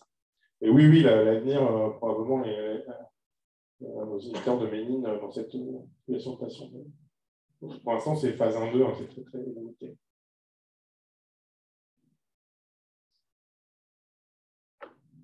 Une question? Oui. J'avais une autre question qui était sur ces histoires d'âge. Parce que du coup, là, ce qui nous a été présenté, c'est qu'au final, il va y avoir quand même un gros overlap des deux nouveaux protocoles, le nouveau Graal et sur une grosse tranche d'âge. Et du coup, qu'est-ce que, pour les patients, par exemple, entre 20 et 40 ans, est-ce qu'il y aura une grosse différence d'intensité dans un des protocoles par C'est une excellente question. Je te remercie de m'avoir posé. D'abord, All Together, ça va être que pédiatrique en France, sauf quelques centres adultes. Peut-être que ça vous en aura envie. Je ne vais pas vraiment décider parce qu'on n'est pas bien stabilisé sur la stratégie virale. Et qu'on continue à utiliser nous, des protocoles pédiatriques jusqu'à 25 ans, comme tu sais. Il n'y a pas de centre adulte qui vont faire au-delà de 18 ans de All Together. Et comme les pédiatres ne spécialisent pas de façon de plus de 18 ans, je pense que ça sera vraiment extrêmement ponctuel et limité. Maintenant, je pense qu'on va encore pousser, même si ce n'est pas comme ça qu'est écrit le Graal B aujourd'hui, non PH+, on va quand même pousser sur les données du MD Anderson qui viennent d'être publiées dans Lancet Hématologie avec 80%, plus les données de l'H en breaking abstract, ou les MRD négatives, elles sont aussi à 80% après l'inatumomab. On va essayer quand même, ce qui n'est pas le cas aujourd'hui, l'essai n'est pas complètement écrit comme ça. On va essayer d'aller vers une administration de l'inatumomab pour tout le monde. Je pense que ça va être incontournable. Sinon, on va rester sur un bras de référence qui est à 60%. Alors, tous ceux qui vont l'utiliser chez tout le monde, et vous voyez les essais, le résultat du GMMA italien, ils vont être probablement à 80% de survie. Donc, je ne vois pas comment, chez l'adulte, on peut se passer du blinatumomab chez tout le monde. Et notre impression, l'impression moi que j'ai, c'est qu'il est, comme j'ai dit tout à l'heure, il est encore plus efficace dans les maladies résiduelles négatives que dans les maladies résiduelles positives. Donc, on verra ce qu'on peut faire. On avance. Entre le moment où on design les protocoles et le moment où on arrive à les mettre en place, il se passe toujours pas mal d'années. Mais en tout cas, on ira vers une stratégie qui inclut du blinatumomab et on aimerait bien aussi poser la question des inotuzumab chez les patients qui ne sont pas en indication de greffe, en intensification retardée. On verra ce qu'il en reste à l'arrivée de tout ça. Voilà. Comme on met 2-3 ans à monter les protocoles, en 2-3 ans, les concepts changent, les résultats apportés par les autres peuvent être tellement convaincants qu'on ne va pas s'embarquer sur 5-6 ans, comme disait Hervé, un protocole de LAL, c'est 5-6 ans. D'autres questions? J'avais prévu, elles sont très ambitieuses, je ne sais pas jusqu'à quelle heure vous avez, c'est quelle heure, Philippe? 17h. 17h. Bon, on va peut-être avoir le temps de faire un ou deux cas. Alors, j'avais prévu de façon très ambitieuse des trucs interactifs avec WooClap. Alors.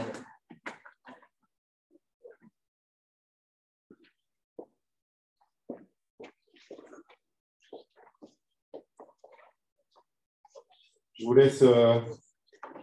laisse scanner le QR code. Je ne sais pas si ça va marcher.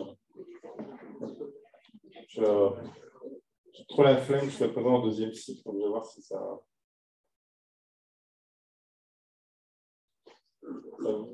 Il n'y a pas de questions dans ces commentaires. Oui, bah oui, de fait. Il n'y a pas de questions pour l'instant. Mais ça va venir.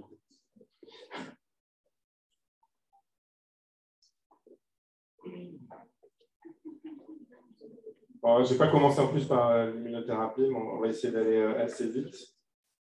C'est bon, vous êtes OK? Donc, il y a deux patients. Il y a plusieurs questions, peut-être un peu trop. Donc, c'est une patiente de 30 ans qui consulte pour LA, un antécédent de syndrome anxio-dépressif. Elle est fatiguée depuis plusieurs jours, elle est pétrifiée à 95 000 blancs, 7 grammes d'hémoglobine, 35 000 plaquettes. Vous la voyez aux urgences à 23 heures, elle a des anénopathies, une hémodynamique conservée, un thorax normal, elle a un peu plus de blanc que sur la numération de ville. Je ne sais pas pourquoi elle a 12,4 g tout d'un coup d'hémoglobine. J'ai dû inverser les PNN et l'hémoglobine. Et elle n'a pas de stigmate de CIVD, elle a des LH un peu élevés, une créatinine qui se tient. On décide de rien faire jusqu'au lendemain, de l'hydrater, de faire un peu de phase sur tech. Et elle n'a pas été transfusée parce qu'on n'était pas sûr du diagnostic de LAL. Et donc, c'est finalement une LAL avec ce phénotype-là. Donc, c'est des 19, 10, 22, trait de cas partiel. C'est des 25, c'est des 20. C'est des 38 avec un phénotype de LAL B2. Alors, ce que j'ai pas mis là aussi, c'est qu'elle est 13 et 33 aussi. Donc, elle est 19, 10, 22, 25, 13 et 33. Et le laboratoire répond B2. Donc là, c'est un peu que ça va marcher. Si ça ne marche pas, ça va vous libérer. Pourquoi ça ne marche pas?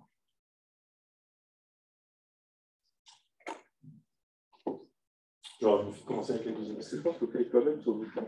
Pardon? Je pense que toi-même, tu sois sur le bouquin pour que ça marche. Non, c'est intégré, ça marche très bien. Enfin, je l'ai fait récemment, ça marche assez bien.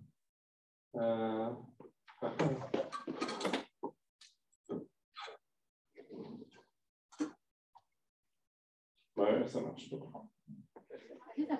Oui.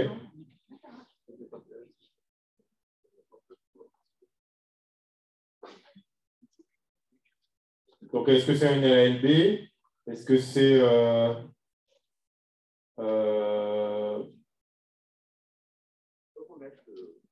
en plein écran? Ouais. Je ne sais pas si ça va marcher. Donc, elle est 13 et 33 en plus. Je voulais supprimer cette première question. Je voulais en faire un truc de test plutôt, mais voilà, ça ne marche plus. Bon, en gros, l'idée ici, c'est que l'expression du CD13, du 33 et du 25, ça n'en fait pas une LAL phénotypique. Ça en fait peut-être une LALPhi+, certainement pas une biclonale. Et donc, ce n'est pas une MPAL. Ce n'est pas parce que ça exprime les antigènes véloïdes que c'est une MPAL, donc le leucémie de phénotype mixte. Mais par contre, c'est effectivement peut-être. Est-ce que ça marche? Je pense que ça ne marche pas en plein écran sur Zoom. Je vais quitter le plein écran, alors si ça fait quelque chose.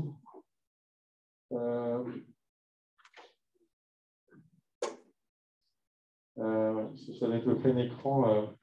Bon, LALB, et bon, il n'y a pas beaucoup qui ont voté, hein, mais OK pour Phi+. Donc en fait, juste pour vous rappeler qu'il ne faut pas surutiliser cette classification MPAL, il y a plein de phénotypes mixtes comme ça qui n'en sont pas du tout. Ce n'est pas parce que dans une LALT aussi d'ailleurs, ou B, vous exprimez c'est les 13 et les 33 que vous êtes phénotype mixte. On débute une préface de corticoïdes.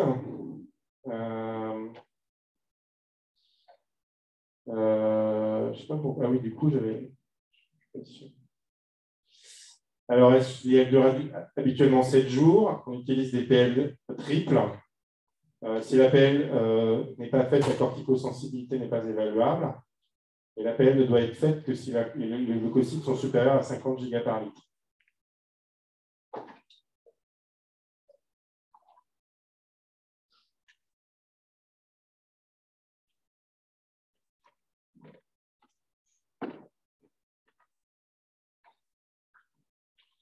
Donc là, la préphase, elle est là surtout pour empêcher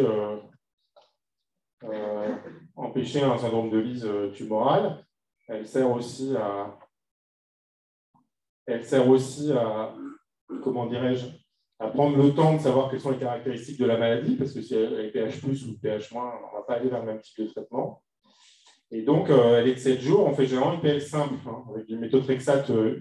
Et en fait, la corticosensibilité, donc ce fameux test qu'on utilise, qui est de moins en moins décisionnel, mais qui donne quand même une idée de la résistance de la maladie, c'est un test de réponse aux corticoïdes et à une injection de méthotrexate avec, on le sait, un passage systémique du méthotrexate qui va bouger cette corticosensibilité. On a d'ailleurs des patients de temps en temps qui ne sont pas très cortico-sensibles au début, puis dès qu'ils ont la PL, paf, ils cassent complètement leur blanc.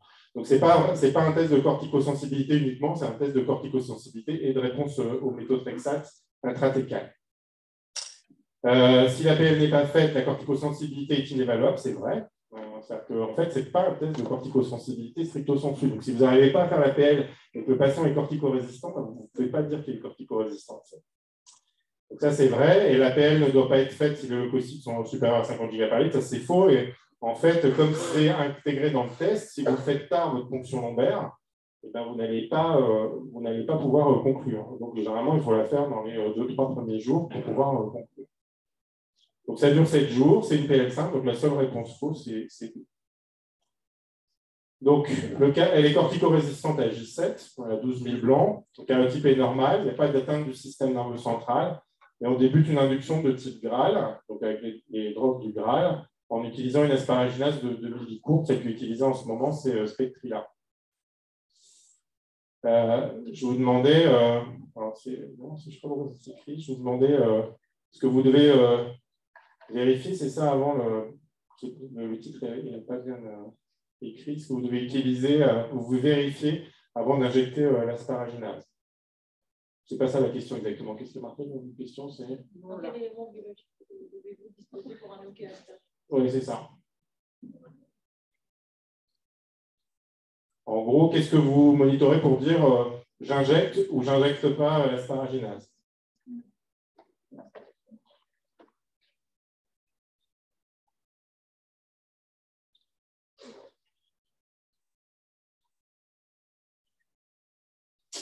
OK.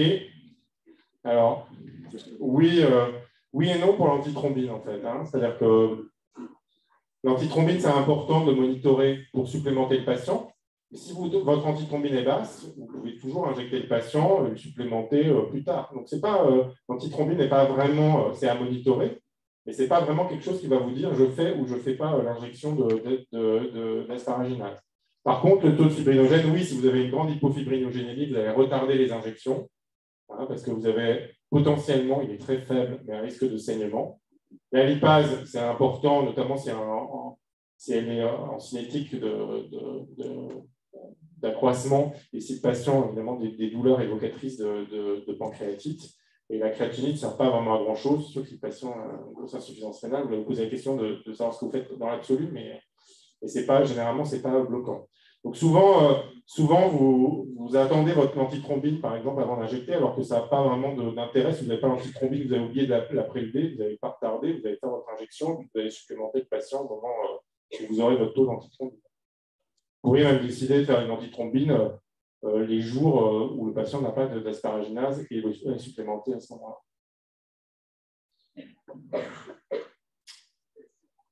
Alors, quels éléments peuvent compliquer l'administration d'asparaginase? Thrombophlébite cérébrale, ileus du grêle, rhabdomyolyse, hypertriglycéridémie et hépatite stéatosique.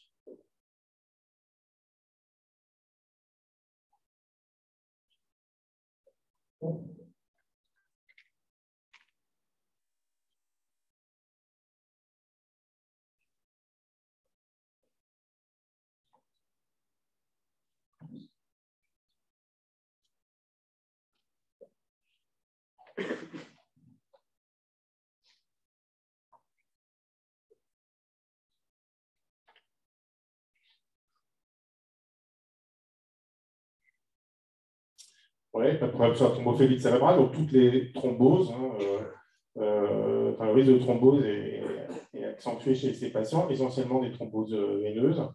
Ileus, non, ça va être plutôt les poisons du fuseau qu'on va y associer. La rhabdomyolyse, non, il n'y a pas beaucoup d'ailleurs de chimiothérapie, la nérabine qui donne des rhabdomyolyses. Hypertriglycéridémie, oui, et hépatique stéatosique, oui, ça fait partie des éléments qu'on surveille. L'hypertriglycéridémie, généralement, ne nécessite pas d'intervention et elle n'est pas elle-même, peut intervenir tardivement, elle n'est pas elle-même à risque de générer une pancréatite. Les hypertriglycéridémies liées à l'asparaginase ne sont pas associées au risque de pancréatite, même si, évidemment, il y a un risque de pancréatite absolu. L'hépatite stéatosique, elle survient surtout, mais pas uniquement, hein, chez des patients qui sont en surpoids au moment du début du traitement, ce qui fait que quand on a voulu intégrer le Oncaspar au Graal, ce qu'on ne va pas retenir finalement en induction, hein, on avait essayé de diminuer les doses chez les patients les plus âgés, plus de 45 ans, mais aussi chez les patients avec un BMI supérieur à 30 à cause de ce risque-là et des autres risques associés. Quelle prescription accompagne l'asparaginase dans la LAL? Donc ça, c'est plutôt chez l'adulte. Il faut savoir que ici, ce n'est pas des recommandations qui sont des recommandations fortes. Hein. Il y a plein de groupes qui font différemment.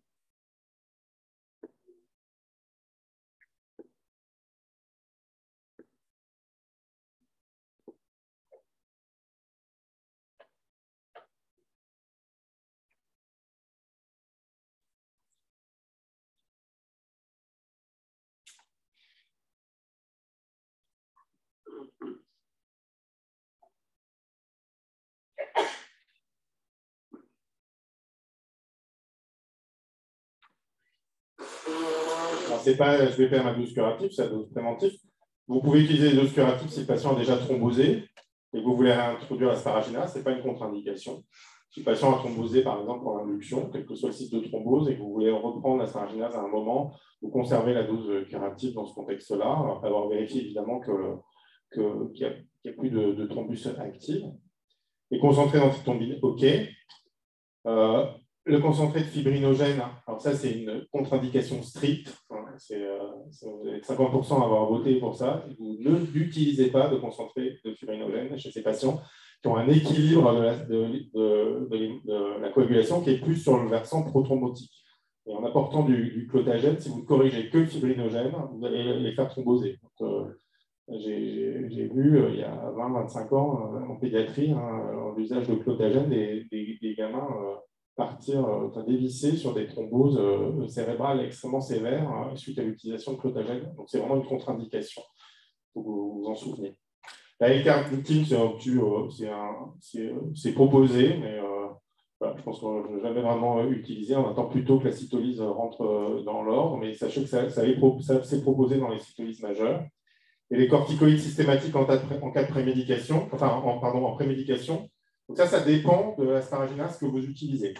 Si vous utilisez une asparaginase de demi-vie courte, type Spectrila par exemple, ou Héroïnia, donc la deuxième ligne, eh bien, il faut savoir que les réactions allergiques sont très corrélées à la perte d'efficacité de l'asparaginase due à des immunisations. Donc c'est quelque chose que vous voulez cliniquement être capable d'évaluer pour dire là, il y a clairement une allergie, donc j'arrête d'utiliser l'asparaginase, c'est cher, ça ne va servir à rien puisqu'il y aura une perte d'activité de l'asparaginase. Et donc la recommandation, c'est pas de prémédication. Si vous utilisez la PEG asparaginase, là, il peut y avoir aussi des réactions allergiques, mais souvent, les anticorps sont dirigés contre la pégylation et pas contre l'asparaginase. Et donc, c'est pas associé, les réactions allergiques ne sont pas associées à une perte d'activité de l'asparaginase. Et donc, au contraire, il est recommandé de prémédiquer, parce que ce qui va faire arrêter éventuellement l'utilisation de la forme pégylée, c'est le fait d'avoir des allergies éventuellement sévères. Donc, il y a des recommandations de prémédication qui sont d'ailleurs assez, vous verrez, c'est assez des prémédications qui sont assez fortes. Donc, ici, si on utilise des Spectrila, on ne va surtout pas prémédiquer. Et si le patient fait une allergie, à ce moment-là, on va se dire il y a très probablement une perte d'activité et donc je vais switcher Spectrila contre L-asparaginase contre Héroïnase. Ça ne marche pas bien, ça se fait. Dans quelle situation doit-on suspendre définitivement la L-asparaginase, thrombophlébite? Ça va, j'ai un peu répondu à la question. Pancréatite, clinique, cytolyse supéravarienne, allergie après injection.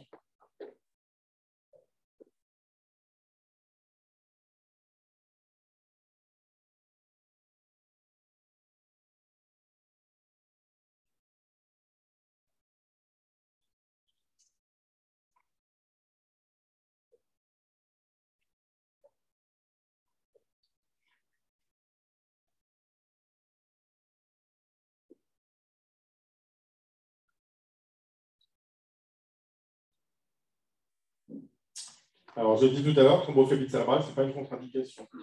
Vous pouvez réintroduire l'asparaginase, à condition d'avoir contrôlé la perméabilité avec thrombosée et de traiter le patient avec des doses efficaces, normalement de traiter par la pancréatite clinique, ça l'est. Généralement, ça contre-indique toute réintroduction d'asparaginase, d'ailleurs que ce soit de première ou deuxième ligne, Héroïnia ou même les formes pégylées. La cytolyse, non. Généralement, ça peut mettre du temps à rentrer dans l'ordre. Ça peut être dans un contexte d'hépatite cératosique qui peut avoir du mal à se normaliser, mais ce n'est pas une contre-indication. Et l'allergie, comme je viens de le dire, c'est oui, en tout cas pour cette asparaginase-là. C'est-à-dire que si vous avez une Spectrila, donc l'asparaginase recombinante, et que vous avez une allergie, vous devez définitivement arrêter cette asparaginase. Bon, ça peut être risqué parce qu'il peut y avoir des allergies plus graves, et deux, ça ne fonctionne plus. Enfin, la corrélation entre la manifestation allergique et la perte d'activité est très forte. Donc, vous avez ça vous intéresse, je ne vais pas rentrer dans le détail, mais il y a eu beaucoup de revues décrites sur l'utilisation de l'asparaginase. celle de Blood de 2020, d'Aldos, qui met bien au clair hein, la façon de manager les complications et éventuellement de les prévenir. Je ne vais pas rentrer dans le détail. Alors, le patient est en rémission complète. On débute un bloc d'Aracée à forte dose en attendant les résultats de maladie résiduelle.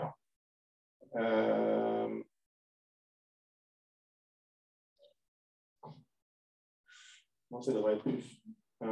Tiens, c'est bizarre. Ah oui, il y avait quelque chose à dire avant. Oui. En fait, le karyotype était normal, mais il y avait un arrangement du locus IGH, une hyperexpression de CRLF2 et une délétion intragénique d'Icaros. Ça, c'est ce qui est venu en cours de route pendant l'induction. Donc, Emmanuel nous a rappelé, c'est plutôt les cytogénéticiens qui nous ont dit qu'il y avait un arrangement du locus IGH. Elle a fait de la RQPCR sur CRLF2, c'est surexprimé, et il y a une délétion intragénique d'Icaros. J'en citais là, du coup. Donc, qu'est-ce que vous en déduisez quant aux caractéristiques de cette maladie?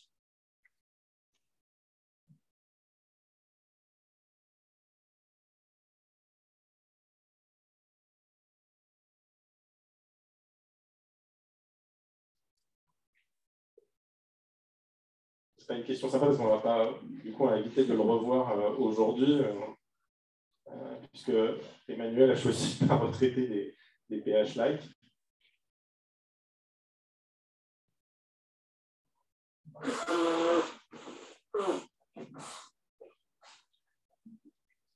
Les hyperexpressions de CRLF2, c'est essentiellement dû à une relocalisation de CRLF2 dans le locus IGH, et donc une surexpression de CRLF2. Donc c'est effectivement une anomalie de type IGH CRLF2 qui est probablement sous-jacente.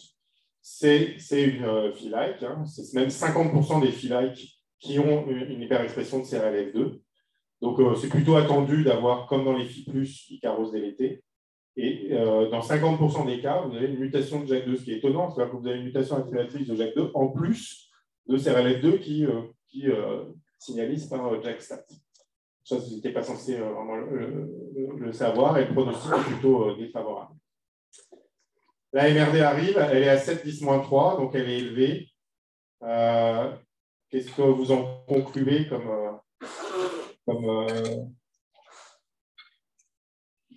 qu'est-ce que vous en concluez en termes de réponse au traitement?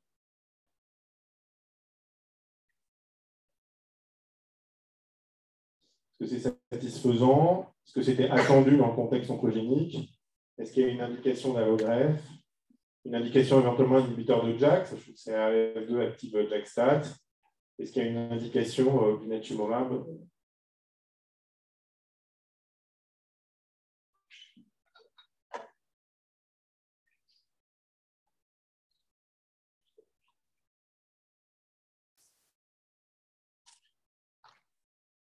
Donc la réponse n'est pas satisfaisante. Hein. Au-dessus de 10-3, c'est une indication à la greffe. C'était attendu avec ce profil de pH-like. C'est probablement d'ailleurs l'un des sous-groupes qui répond le moins bien à ces hyperexpressions de CRLF2. Et donc, chez l'adulte, oui, il y a une indication d'allogreffe. Ce n'est pas le cas chez l'enfant. Les inhibiteurs de JAK, on ne sait pas très bien ce que ça fait dans cette indication-là. En tout cas, ce n'est pas du tout validé. Et il y a effectivement une indication sur le papier au blinatumomab hein, qui est indiquée pour les MRD supérieurs à 10-3, y compris en première ligne.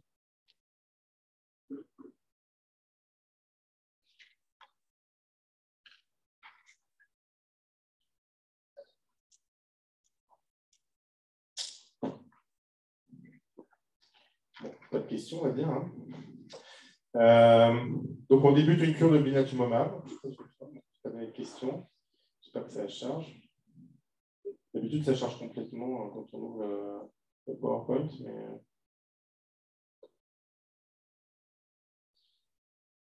Vous voyez déjà la question, non? Non, vous ne la voyez pas parce que je...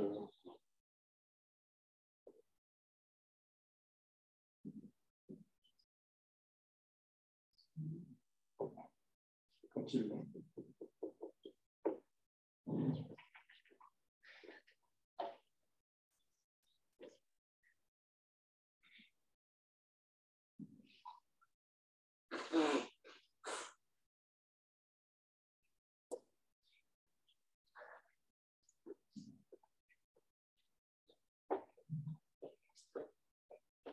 marché ce matin.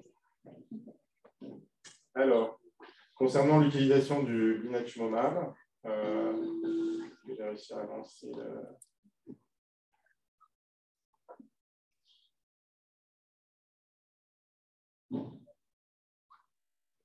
la technologie. Vous la voyez ou pas? Non, je vais lancer.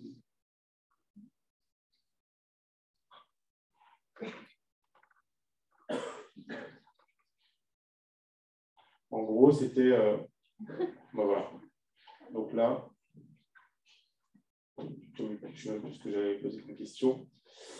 En gros, donc on commence le blinatumomab. L'idée, c'est de savoir comment est-ce qu'on commençait le blinatumomab. Le blinatumomab, je vous rappelle, il ne faut pas oublier la prophylaxie méningée parce que ça ne passe pas la barrière hémato-méningée. Il faut toujours faire une ponction lombaire ou penser à faire des ponctions lombaires et prémédiquer le patient avec des corticoïdes. Il fait de la fièvre, enfin, Madame A, pardon, fait de la fièvre quasiment à J2, alors qu'on débute à la dose standard de 28 microgrammes par jour. Et à J3, elle est toujours fébrile avec une hémodynamique assez conservée. Le taux de saturation, elle devient un peu ralentie. Glasgow 14, écriture reste normale, pas de confusion de désorientation, elle reste de l'examen normal. Et qu'est-ce qu'on va voir? Donc, la question, c'était de savoir en gros ce que vous faites. Et là, c'est un peu des champs libres. Donc la patiente est juste un peu bradypsychique, elle est fébrile, elle a une bonne hémodynamique, une saturation qui est normale, sans oxygène. Qu'est-ce que vous faites? Vous avez le droit de faire plusieurs choses.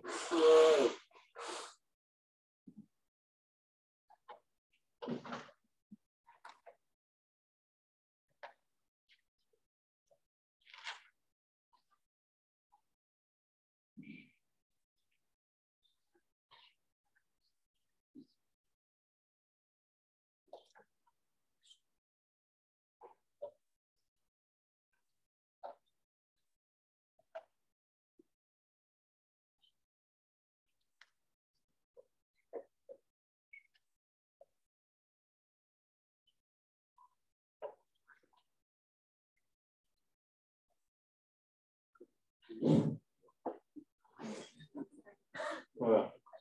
Donc, tu as pas mal de corticoïdes. Les antibiotiques, oui, c'est... je ne sais pas arrêter, donc oui, ça stabilise. Anti-infectieux, Tossi, un peu de paracétamol, oui, ça c'est une bonne idée. Et Tossi, mais en gros, le gros des troupes, c'est beaucoup de corticothérapie. Pas mal de personnes ont répondu tocilizumab et un peu de dexaméthasone, pause et corticoïdes, arrêt de traitement. En gros, dans cette situation-là, il faut rester très symptomatique et ne rien faire. Enfin, il n'y a pas de réponse, hein, mais en gros, ici, elle a une neurotoxicité qui est relativement légère. Elle a certes de la fièvre, et donc il faut la traiter de façon symptomatique. Il faut réévaluer évidemment le traitement antibiotique parce qu'elle reste fébrile s'il y a besoin. Mais sur le plan d'un éventuel CRS qui est là ici de grade 1, si CRS il y a, et de la neurotoxicité qui doit être de grade 1-2, il n'y a pour moi rien à faire ici. Et alors pour ce qui est de l'utilisation de tocilizumab, s'il y a juste de la fièvre, c'est pas une bonne idée. On a repris, je ne sais plus, 150 patients qu'on a traités à Saint-Louis avec blinatumomab récemment. On n'a pas utilisé une goutte de tocilizumab chez ces 150 patients. Donc ça reste l'utilisation du tocilizumab et les CRS avec le blinatumomab, ça reste très conceptuel et ce n'est pas forcément... voilà, il y en a qui ont passé en réanimation, chapeau déjà. Bon, à J5, elle est toujours subfébrile et son compagnon vous appelle parce qu'il a perdu le contact et vous arrivez, cette fois-ci, c'est un peu plus compliqué, elle convulse. Donc, il faut préparer vos réponses parce que c'est à peu près la même... on va sur le nuage de mots. Voilà, il a pris la même question. Donc, dans ces cas-là, bien évidemment, ce qu'il faut faire, c'est arrêter le blinatumomab. Et je vous l'ai dit, c'est l'avantage du blinatumomab par rapport au Carticel. La vie est très courte, 2 heures. Et administrer la dexaméthasone et bien évidemment prendre en charge la convulsion généralisée avec du Rivotril. Et pourra se discuter un traitement au long cours derrière, puisqu'on va réintroduire le blinatumomab chez cette patiente. Donc là, il y a une indication à arrêter. quand vous avez arrêté sur un incident, notamment une neurotoxicité, un grade 3+, je vous rappelle, c'est entre 10 et 15%, donc c'est pas rare du tout. Et donc, comme on va en faire chez tout le monde en première ligne, vous allez avoir 10%, 10-15% de ce type de tableau-là avec le blinatumomab chez les patients. Ce n'est pas une contre-indication au blinatumomab. Et donc, généralement, il faut évidemment laisser le patient récupérer. Vous pouvez faire une imagerie, généralement on va la faire, mais elle est quasiment constamment non contributive. Je dis ça, mais les patients, toutefois, on a trouvé des abcès dans la tête, et la convulsée dans le blinatumomab, donc parfois on trouve un train peut en cacher un autre. Mais généralement, vous ne trouvez pas de lésions liées à la toxicité du blinatumomab. Et donc, vous pouvez reprendre au bout de quelques jours le blinatumomab, et voilà, on met souvent nos patients sous Keppra avant de reprendre le traitement. Et donc, on a repris à 9 microgrammes, réaugmenté à 28 microgrammes par jour, pour un total de 28 jours d'administration, à l'issue de laquelle la MRD était indétectable. La patiente a été allogreffée en situation géno-identique, c'est une queue de GVH, et elle était 100% donneur à 3 mois avec une MRD indétectable. Donc ça, c'est un peu la stratégie Quest, hein, c'est-à-dire qu'on introduit sur la maladie résiduelle positive, on l'a fait aussi sur des oncogénétiques de haut risque, le blinatumomab chez des patients à visée de négativation de la MRD. Il faut savoir qu'il y a plusieurs études qui suggèrent qu'éventuellement la place de la greffe n'est pas si évidente que ça quand les patients ont négativé la MRD après blinatumomab. Et que, en gros, toutes les études, les seules études dont on dispose sont des études qui ont analysé des données censurées à la greffe. Et donc, quasiment toutes les études, les données censurées à la greffe sont meilleures que les données non censurées à la greffe, ce qui suggère que la greffe n'a pas un gros intérêt chez ces patients. Donc, la question pourrait être, chez ces patients, de randomiser la greffe, comme ça va être le cas dans les LL de Philadelphie, qui ont été exposés aux ITK et au blinatumomab, de savoir si, quand ils atteignent une MRD négative, il faut les greffer ou pas les greffer. En tout cas, aujourd'hui, vous prenez pas, si vous n'arrivez pas à greffer pour des raisons X ou Y cette patiente, parce qu'elle a fait d'autres toxicités, parce qu'elle est peu éligible, parce que le donneur n'est pas parfait, ou qu'il n'y a pas de donneur, ça arrive encore. C'est pas une, comment dirais-je, c'est pas complètement aberrant de lui proposer une poursuite de la consolidation par blinatumomab et par chimiothérapie uniquement. Il est 17h06, je vais peut-être vous libérer. Il y avait un deuxième cas carticelle, mais ça sera pour une prochaine fois. Merci.